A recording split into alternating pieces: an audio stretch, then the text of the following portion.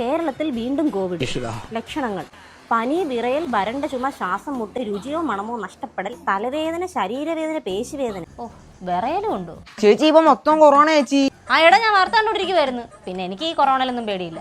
ഈ നാട്ടിൽ എല്ലാവർക്കും വന്നപ്പോഴും എനിക്ക് കൊറോണ വന്നില്ലായിരുന്നു.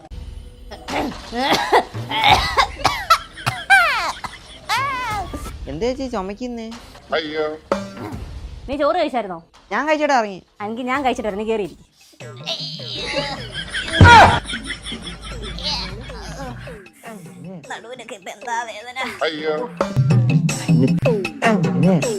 എനിക്കങ്ങും വേണ്ട.